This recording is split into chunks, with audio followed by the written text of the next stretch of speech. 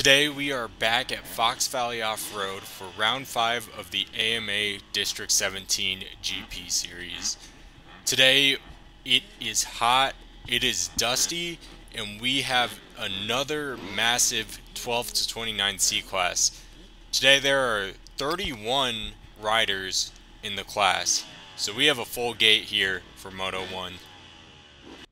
Just before the start, they told us that they watered the main start straight, so it's going to be slippery. Something to keep in mind. So with such a big class, I decided to hang back here off the start. Figured it would just be absolute chaos in the front. So I started my bike in neutral, let most of the people go, and then now I'm off and towards the back of the pack. Conrad gets around me here going to the main start straight.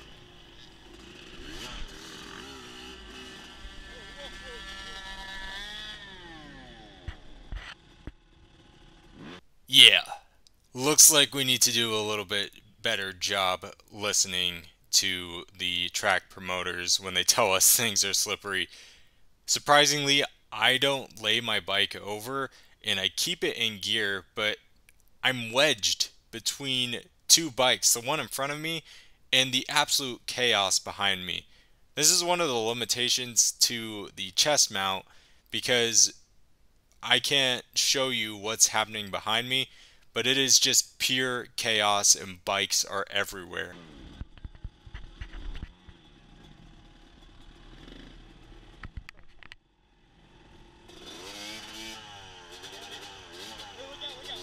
So we get out of that mess and we make a few really easy passes off the start just because I kept the bike in gear.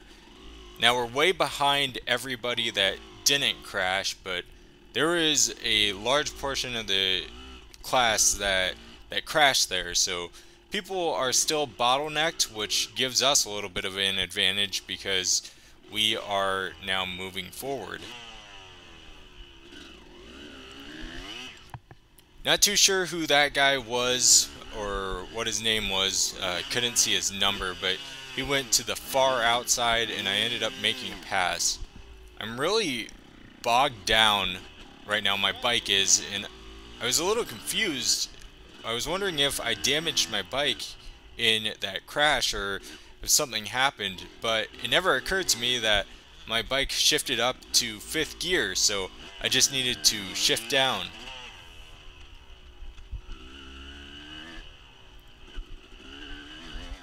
Things are super dusty, and this turn came up out of nowhere, ended up stalling my bike.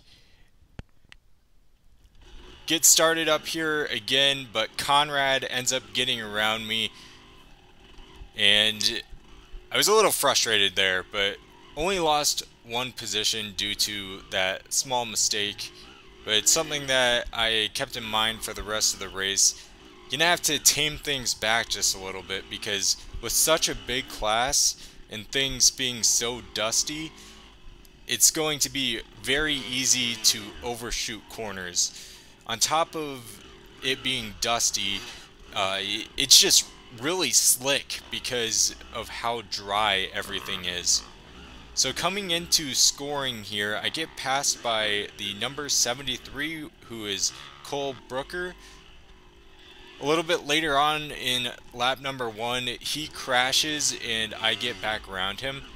Now things are a little bit different, you may notice, where we are going through this section of the track backwards. So this is the quote-unquote backwards layout, which really was interesting and I actually kind of liked it. I like the layout for this track.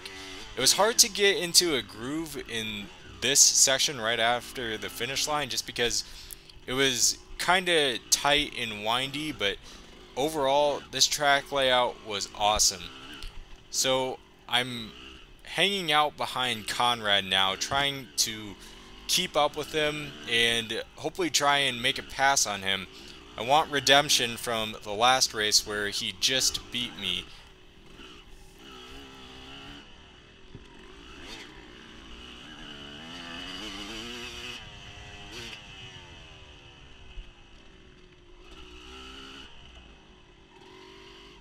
In Moto 1, I was taking a horrible line in this section. I should have been following the line Conrad took, which is just a straight shoot to this downhill section, and someone else took it and they ended up getting it around me, where I was going to the far bottom line to the far left, and I was losing a lot of time in Moto 1. We'll see in Moto 2 I make that correction, but we're coming up the GP uphill and the downhill here, and again we can just see how dusty it is, and it was really, really hard to see.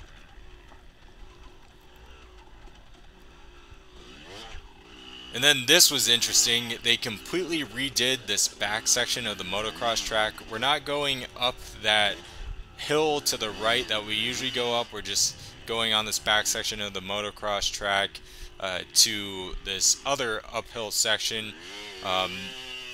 But yeah, the back section of the motocross track here is completely redone. And then they have a tube that takes us out onto the motocross track, so we go on the track the normal way, it's just everything else is backwards. So there's this interesting tube that we go through onto the motocross track, and we'll see that later, and then we also go over it to continue going backwards on the trails. Still keeping Conrad in my sights, finishing up lap number 1 here, or coming to the end of lap number 1. That first time that we went through scoring, it did not count just because it's such a short section. So lap number 1, the finish is coming up here, and that was interesting. There was a bike going backwards there. I don't know if that was someone trying to spectate or if that was a rider that just got completely lost. Not sure there, but kind of interesting and kind of sketchy, especially with the dust.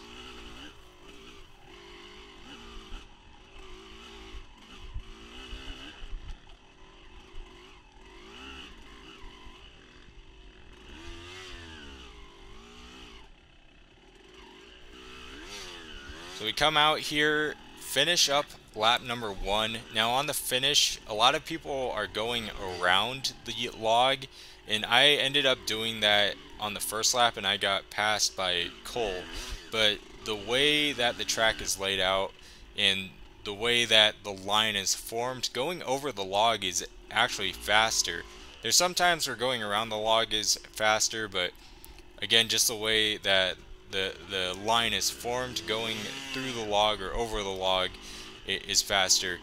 So 30 plus guys, Joe is getting around me and he is absolutely killing it, way ahead in the 30 plus C class. So he gets around me going into lap number 2.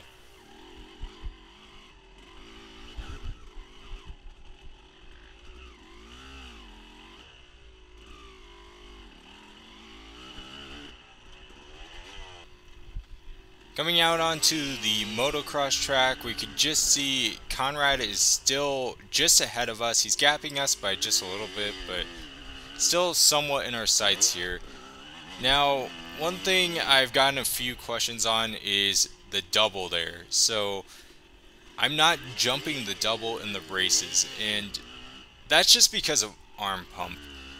I'm getting bad arm pump on the motocross track, probably just death gripping my bike a little too much, and I'm just not comfortable jumping the double there because I'm afraid I might lose grip and go flying off my bike. So that's kind of why I am not jumping that. It's something that I need to work on. Cool down, not death grip the bike or the handlebars, and try and jump everything so I don't lose time.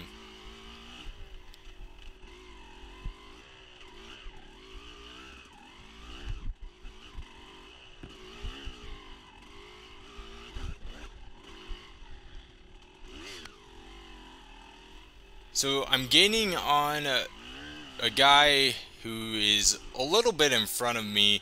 He's in between myself and Conrad, and I believe that is Scotty Shearer.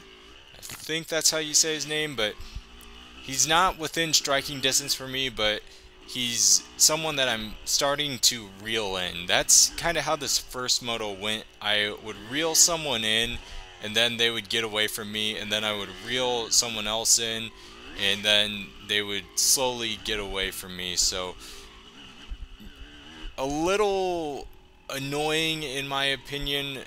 I wish I would be able to reel them in enough to make a move on them and keep them behind me, but it's good seeing myself catch up to people and to some extent keep pace with people. So we're continuing to work here, and there's still improvements to be made, but we're in the right direction. I feel like I'm riding a lot better this year than I did last year.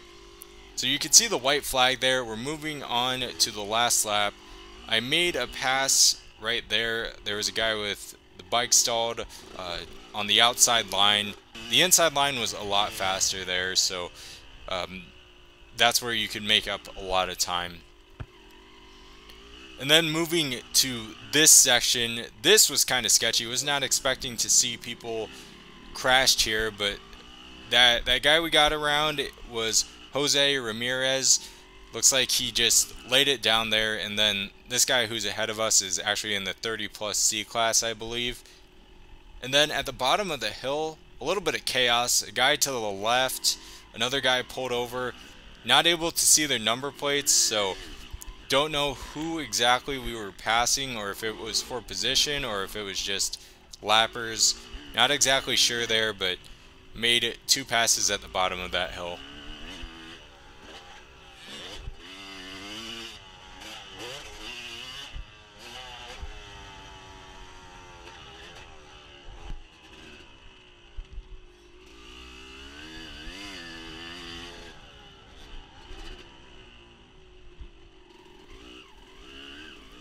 So we're coming to the final part of the last lap. Revving at this guy because I was trying to hopefully reel in Scotty. You could just see him ahead of me there. The guy we got around there was Kyle Cashin. So he pulled over for me, and I appreciate that. So thank you, Kyle. And really hoping that Scotty makes a mistake here so I can try and get around him and make one final last lap pass.